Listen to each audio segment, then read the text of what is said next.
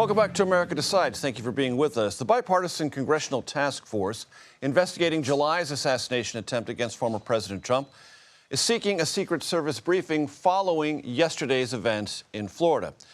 The task force put out a statement that said, in part, quote, "We are thankful the former president was not harmed, but remain deeply concerned about political violence and condemn it in all of its forms." Let's bring in Colorado Democratic Congressman Jason Crow. He is the ranking member of the bipartisan task force investigating the July assassination attempt of former President Trump.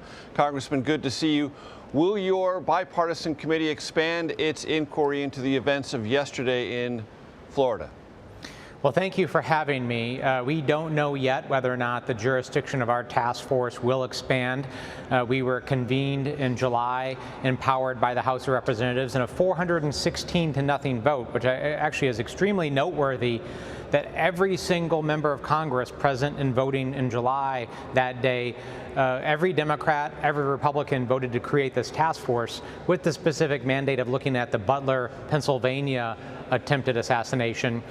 We are in discussions with leadership now to figure out whether or not it makes sense to expand the jurisdiction to this incident, so that remains to be seen.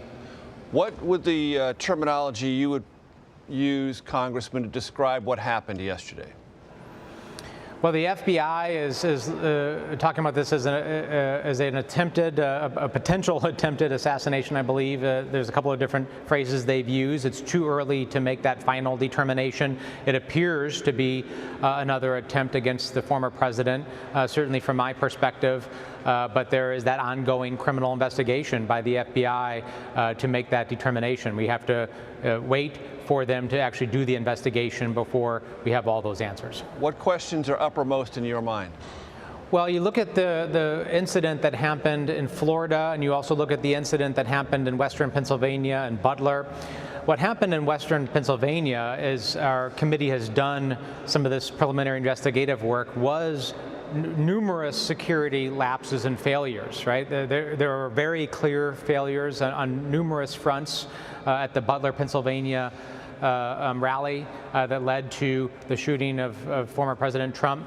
What we don't know in this incident was whether or not there were protocols or processes that were supposed to be followed that were not, or whether this is simply a resourcing issue, because we have two things going on here. One is, were there actually security lapses or failures? The second is, in the environment we're facing right now, with the magnitude of the threats and the intensity that we're seeing in our politics, are there enough resources? Does the Secret Service have what it needs to actually meet the threats to our candidates? And the answer to both of those appear to be no, right? The acting director of the Secret Service came before our task force just last week, and he said his agents are redlined. That's the phrase he used. They're working double overtime. They have been for a year, 80, 90, 100 hours a week.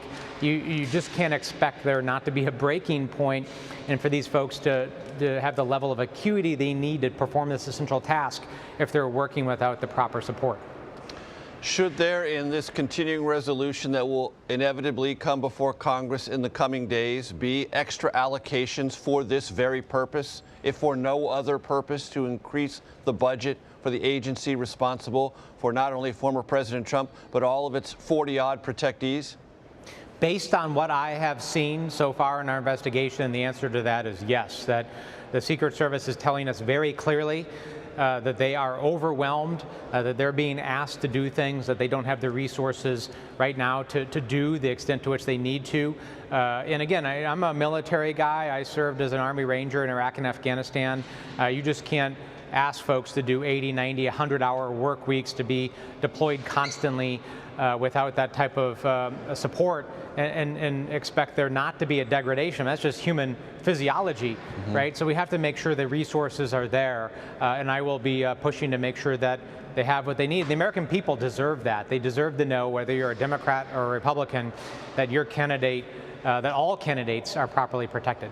Congressman, in court filings today, it has been said that the suspect was in that location from 1:59 a.m. to 1:31 p.m., and he was in possession of an SKS-style rifle. What do those two things tell you, if anything? Well, it's too early to tell. I mean, I've heard this public reporting just like you. I don't have any inside information. We haven't received any specific briefings other than what's in public filings. But, that would indicate, of course, he was there for a long period of time. And, he has a type of weapon that I have long advocated that folks should not have. I think the prevalence of weapons, especially given the criminal history of this individual, convicted felon, a long social media history of erratic behavior, criminal behavior, raises a lot of questions about background checks, availability of firearms, and of course security protocols in the areas where the former president and our candidates frequent. For those not familiar with an SKS-style weapon, what can you tell my audience about that kind of weapon? Well, it's a variation. It's in the same family of an AK-47, right? There's AK-47s, AK-74s, there are SKSs. It's a variation on that weapon. It's a different type of weapon than an AK-47, but certainly an assault-type rifle that was developed for military application. And that timeline, 1:59 a.m. to 1:31 p.m., does that raise any alarms for you about the perimeter and the Secret Service understanding of what areas might be compromised that would pose a threat to the former president? It's too early to tell to derive any of those types of conclusions. This was not at Mar-a-Lago. This is something that I've seen passed around social media. This was actually at a separate site, the Trump International Golf Course, which is separate from Mar-a-Lago. So we have to look at site security for places that our candidates frequent, right? If there's a place that a candidate, either the former president or current president, vice president, or any of the vice presidential candidates frequent, then of course there has to be some additional security, I would think, around those sites. So we're going to ask those questions. We're going to dig into this. We have the resources to look at it. If the leadership of Congress determines to make this a part of our jurisdiction, as well as the Butler incident, then we will look into it fully. Jason Crow, Congressman, Democrat from Colorado, thanks very much for your time. Thank you.